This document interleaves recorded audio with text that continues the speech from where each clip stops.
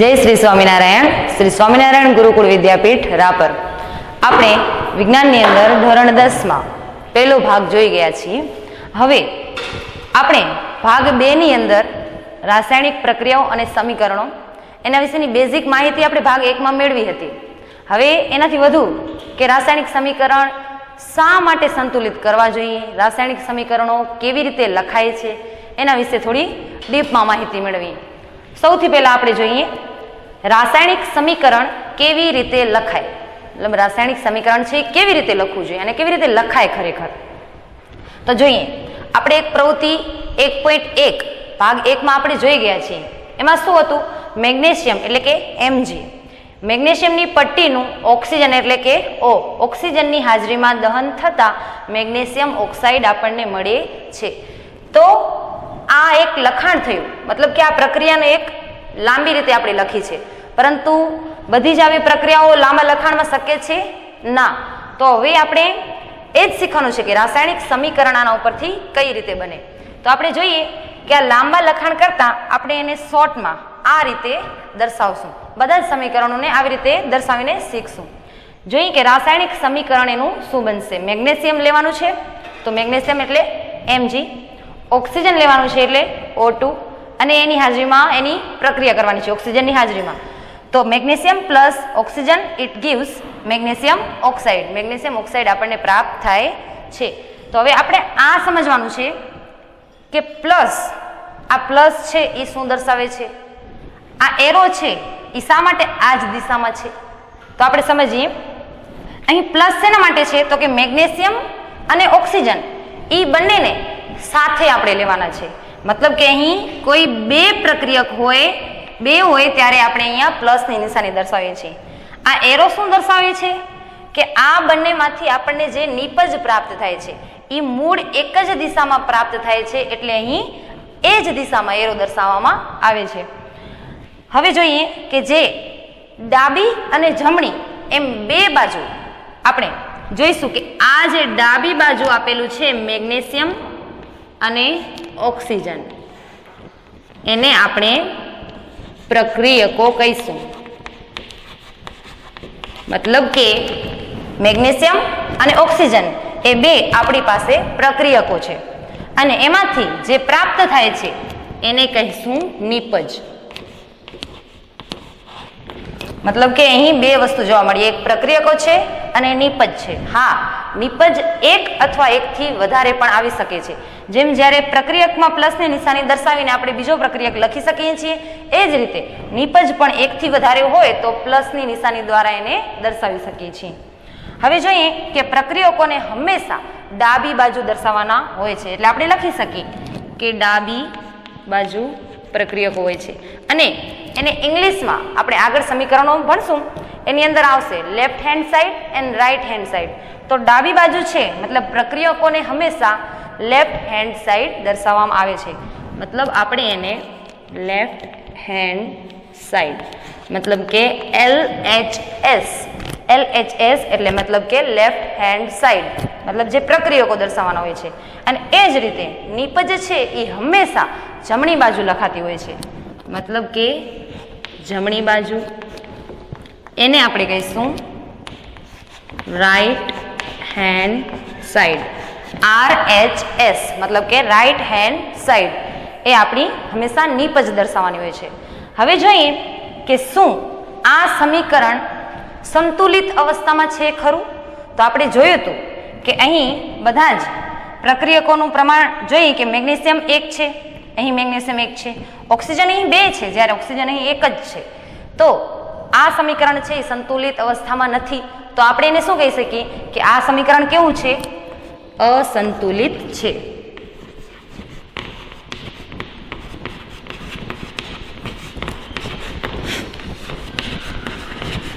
મતલબ આપણે આને કહી શકીએ કે આ સમીકરણ કેવું છે? અસંતુલિત સમીકરણ છે.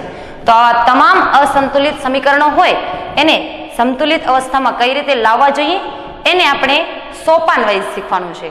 તો સોપાન 1 થી કરી અને 7 સોપાન દ્વારા આપણે સમીકરણને કઈ રીતે સરળ સ્ટેપ બાય સ્ટેપ આપણે હવે શીખીએ. આપણે જોયું કે રાસાયણિક સમીકરણ છે એ સંતુલિત આપણે કેમ કરવું જોઈએ. હવે આપણે અહીં જોઈએ કે રાસાયણિક સમીકરણને સંતુલિત કરવું કેમ આવશ્યક છે, મતલબ કે આપણે સમીકરણ છે સંતુલિત ના કરીએ તો આપણે એના વિશે સમજીએ. સંતુલિત રાસાયણિક સમીકરણમાં પ્રક્રિયકો અને નિપજો બંને તરફ તત્વ કે પરમાણુ એની સંખ્યા હંમેશા સમાન હોય છે, મતલબ કે ડાબી અને જમણી બાજુ પ્રક્રિયક અને નિપજ એ બંનેના તત્વો કે પરમાણુ હોય એની સંખ્યા હંમેશા સમાન રહેતી હોય છે. આપણે ધોરણ 9 ની અંદર દળ સંચયનો નિયમ આપણે શીખી ગયા છીએ. તો દળ સંચયના નિયમ અનુસાર શું કહે છે? દળ સંચયનો નિયમ કે દ્રવ્યનું સર્જન કે વિનાશ થઈ શકતો નથી. કોઈ પણ દ્રવ્યનું સર્જન કે વિનાશ એ આપણા હાથની વાત નથી. પરિણામે રાસાયણિક સમીકરણમાં રહેલા પ્રત્યેક તત્વના પરમાણુની સંખ્યા સમાન રાખવી જરૂરી છે, કારણ કે આ આપણે કોઈ ફેરફાર કરી શકતા નથી, મતલબ કે આપણે બંને બાજુ સંખ્યા છે એ સમાન રાખવી જરૂરી બને છે. તો આને આપણે એક ઉદાહરણ દ્વારા હું તમને સમજાવું. એક એક્ઝામ્પલ લઈએ. Zn મતલબ કે ઝિંક ધાતુ લઈએ પ્લસ H2SO4. આપણે Zn અને H2SO4 વચ્ચે એક પ્રક્રિયા કરીએ. Zn plus H2SO4 it gives, તો આપણને નિપજ શું પ્રાપ્ત થશે? તો કે ZnSO4 પ્લસ H2IU. આગળ આપણે જોયું કે નિપજ છે એક અથવા એકથી વધારે હોય ત્યારે આપણે પ્લસ દ્વારા એને દર્શાવવાની હોય છે. તો અહીંયા તમે જોઈ શકો છો. હવે આ બે Zn અને H2SO4 એ શું થયા? તો કે પ્રક્રિયક થયા, અને એ હંમેશા કઈ બાજુ છે? લેફ્ટ હેન્ડ સાઈડ છે. અને આ આપણને શું પ્રાપ્ત થાય છે? તો કે નિપજ, જે રાઈટ હેન્ડ સાઈડ દર્શાવવામાં આવી છે. હવે આપણે જોયું કે પરમાણુમાં તત્વ કે પરમાણુની સંખ્યા હંમેશા સમાન હોય છે. તો આપણે જોઈએ કે આમાં શું સમાન છે. તો જોઈએ Zn 1 છે, અહીં પણ Zn 1 છે. H2 H ના બે કણ છે, જે અહીં પણ H2 છે. SO4 છે, અહીં પણ SO4. મતલબ કે આ સમીકરણ છે એ એકદમ સંતુલિત અવસ્થામાં છે. અને આ સમીકરણ સંતુલિત અવસ્થામાં ના હોય તો એને કઈ રીતે સ્ટેપ બાય સ્ટેપ સંતુલિત કરીએ, ચાલો એ હું તમને હવે સમજાવું. રાસાયણિક સમીકરણને હવે સંતુલિત કરવા માટે સોપાનો જોઈએ કે સરળ રીતે કઈ રીતે સંતુલિત આપણે કરી શકીએ છીએ. સૌથી પહેલા આપણે એક રાસાયણિક સૂત્ર લઈએ છીએ. રાસાયણિક સૂત્ર સમજીએ. Fe એટલે કે આયન પ્લસ H2O એટલે કે પાણી. તો આયન અને પાણી it gives Fe3O4 plus H2. હવે આ સમીકરણ થયું. હવે આ સમીકરણ ઉપરથી ઉદાહરણથી આ સમીકરણ લઈને આપણે તમામ સોપાનો આપણે ભણીએ. તો સોપાન 1 એની અંદર શું કરવાનું છે? સ્ટેપ બાય સ્ટેપ શીખતા જજો. સોપાન 1 ની અંદર રાસાયણિક સમીકરણને સંતુલિત કરવા માટે સૌ પ્રથમ પ્રત્યેક સૂત્રને ચોરસ બોક્સમાં મૂકો. તો જે આપણે સૂત્ર મળ્યું છે એને સંતુલિત કરવા માટે સૌથી પહેલા આ જે સમીકરણ છે એને ચોરસ બોક્સમાં આપણે મૂકશું. અને હું સમજાવું છું કે કઈ રીતે તમામને ચોરસ બોક્સમાં મૂકશું. અને આ ચોરસ બોક્સ શેના માટે દોરવામાં આવે છે? તો કે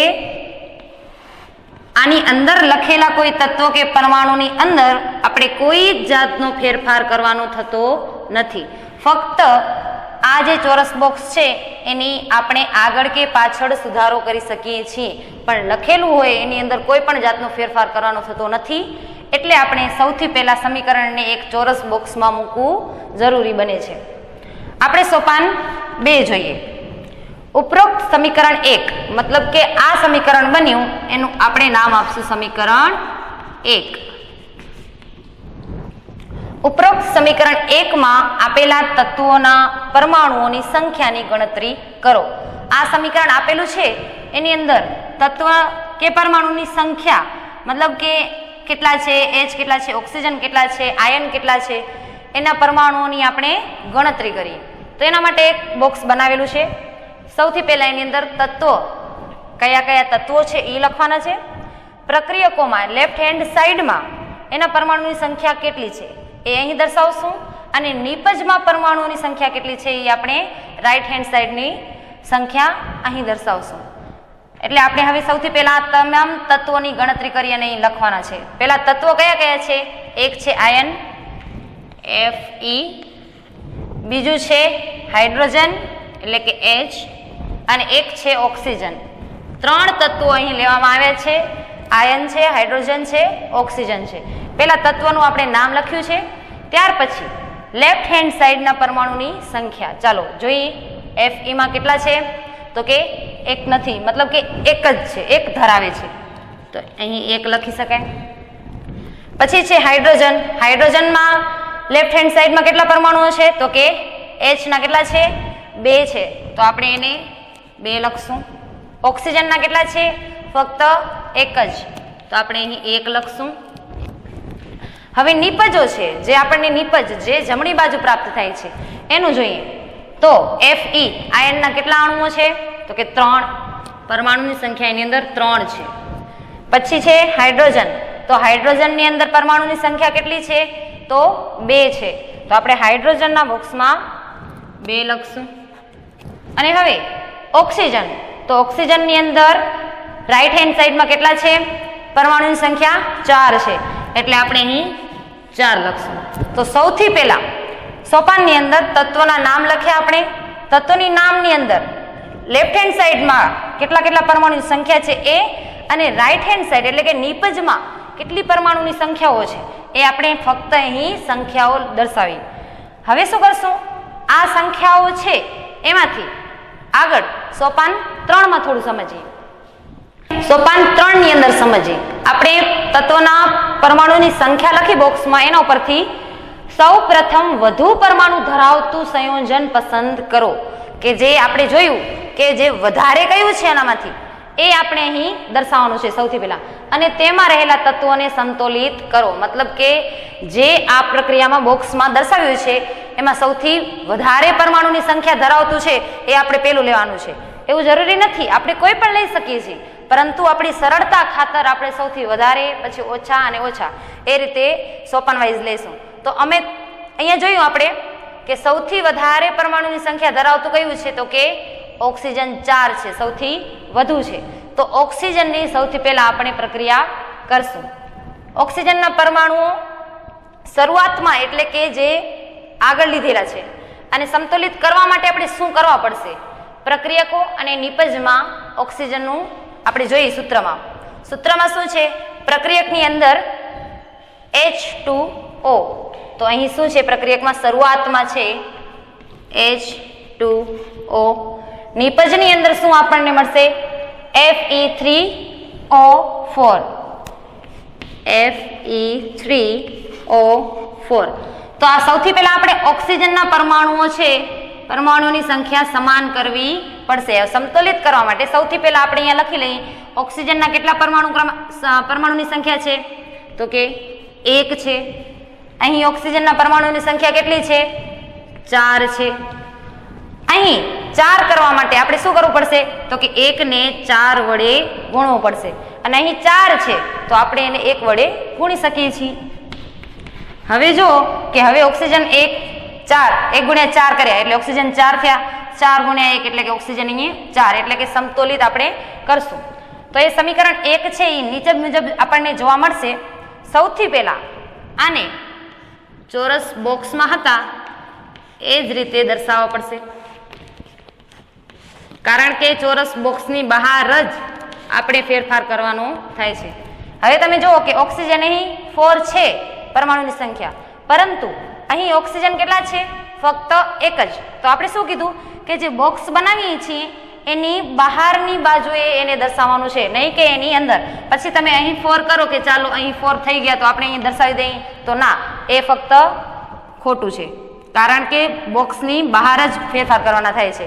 તો આપણે અહીં આગળ 4 લખી શકીએ છીએ, એટલે કે ઓક્સિજન છે એના 4 પરમાણુની સંખ્યા 4 થઈ.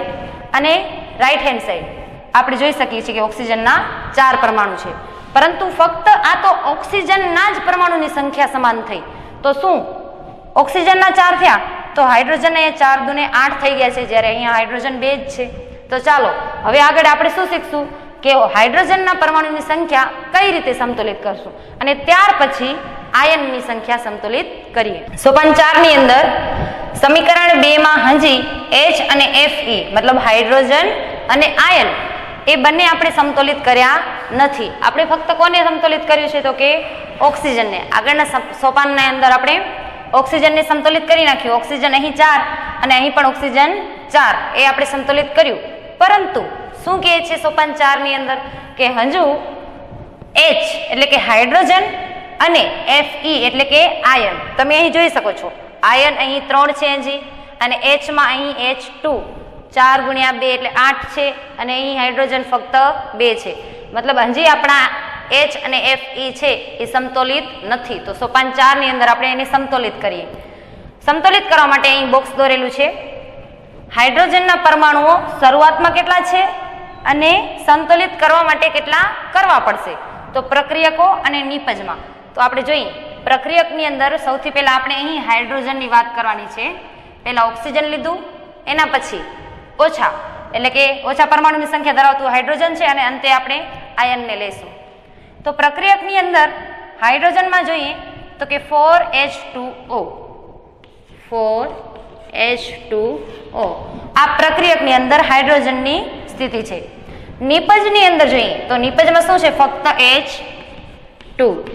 હવે આ અહીં આપણે સમતોલિત કરશું. અહીં લખે છે સમતોલિત કરવા માટે આપણે શું કરવું પડશે તો અહીં તો આપેલું છે 4 અને 2 તો 4 ગુણ્યા 2 કેટલા થાય 4 દુ 8 થશે. અહીં પરમાણુ સંખ્યા 8 થઈ ગઈ પરંતુ ફક્ત અહીં 2 જ છે તો 2 ને કેટલા વડે ગુણીએ તો 8 થાય તો 2 ને 4 વડે ગુણતા અહીં આપણને 8 પ્રાપ્ત થાય છે. હવે જોઈ શકીએ છીએ કે અહીં 8 અને અહીં પણ પરમાણુની સંખ્યા 8 થઈ. તો હવે એને કેવી રીતે આપણે દર્શાવશું તો સમીકરણ જોઈએ. રાસાયણિક સમીકરણમાં Fe plus 4H2O it gives Fe3O4 plus H2 અહીં હતા પણ આપણે હવે એને કેટલા વડે ગુણ્યું છે 4 વડે ગણતરી કરી છે તો અહીં આપણે એને 4 એટલે કે 4 દુ 8 હાઇડ્રોજનના પરમાણુની સંખ્યા હવે થઈ ગઈ છે. હવે તમે જોઈ શકો છો કે 4 દુ 8 અહીં હાઇડ્રોજન અને અહીંયા 4 દુ 8 હાઇડ્રોજનની સંખ્યા છે એ સમતોલિત અવસ્થામાં કરી. આ સમીકરણને આપણે 3 એમ નામ આપ્યું. હજી આપણે જોઈએ કે હાઇડ્રોજન અને ઓક્સિજન એ બંનેના પરમાણુની સંખ્યા આપણે સમતોલિત કરી પરંતુ એક આયન છે એ હજી આપણે બાકી રહી જાય છે. તો સોપાન 5 ની અંદર હજુ Fe એટલે કે આયનની સમતોલિત નથી કરી તો ડાબી બાજુએ Fe ને 3 વડે ગુણો. ચાલો આગળ હું તમને સમજાવું છું હાઇડ્રોજન અને ઓક્સિજન બાદ આયનને કઈ રીતે 3 વડે ગુણશું. આગળ જોયું એમ કે સમીકરણમાં આયનને છે 3 વડે ગુણતા એનું સમીકરણ સંતુલિત થાય છે. તો જોઈએ અહીં કે ડાબી બાજુ આ ડાબી બાજુ છે left hand side, right hand સાઈડમાં આયન છે એ કેટલા પરમાણુ સંખ્યા ધરાવે છે તો કે 3. તો ડાબી બાજુ ફક્ત બધાની જેમ આને આપણે 3 વડે ગુણવું પડશે કારણ કે અહીં બીજું કોઈ તત્વ તો છે નહીં. તો આપણે અહીં Fe આયનને 3 વડે ગુણ્યું. હવે જોઈએ આપણે સૌથી પહેલા ઓક્સિજનની પ્રક્રિયા કરી એની અંદર ઓક્સિજનના પરમાણુની સંખ્યાને આપણે સમતોલિત કરી. ત્યારબાદ હાઇડ્રોજનના પરમાણુની સંખ્યા આપણે સમતોલિત કરી અને હવે એક આયન બાકી રહેતું હતું એની આપણે સમતોલિત ડાયરેક્ટ અહીં પણ ડાબી બાજુએ 3 વડે ગુણીને કરી છે. સોપાન 6 એની અંદર જોઈએ કે અંતમાં સમીકરણ બંને તરફ રહેલા પરમાણુની સંખ્યાની ગણતરી કરો. આપણે આ તમામ સોપાનની અંદર સમીકરણ સમતોલિત તો કર્યું પરંતુ હવે ચકાસણી તો કરવી પડશે ને કે ખરેખર આ તમામ સોપાન દ્વારા સમીકરણ એ સંતુલિત થયું કે નહીં. તો આપણે એની ચકાસણી કરી સોપાન 6 દ્વારા. સોપાન 6 ની અંદર આપણે જોઈએ તમામના પરમાણુની સંખ્યા ચેક કરી લઈએ છીએ. Fe આયન છે એના 3 છે. અહીં તો નિપજની અંદર Fe3 છે એટલે આયન છે એ કમ્પ્લીટ. પછી આવે છે હાઇડ્રોજન વાયુ તો હાઇડ્રોજનના 4 દુ 8 છે. અહીં પણ હાઇડ્રોજનના 4 દુ 8 થઈ ગયા છે. અને છેલ્લે છે ઓક્સિજન. ઓક્સિજનના અહીંયા કેટલા છે 4 છે.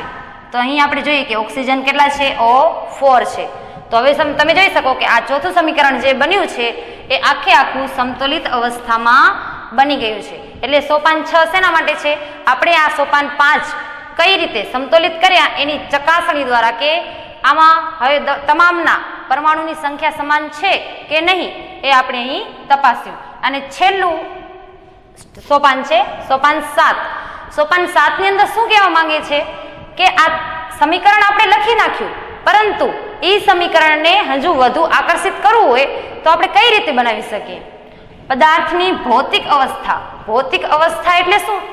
એ વાયુ છે, ઘન છે, પ્રવાહી છે કે પછી કઈ અવસ્થામાં છે એ પદાર્થ, એની આપણે સંજ્ઞા લખીશું વધુમાં.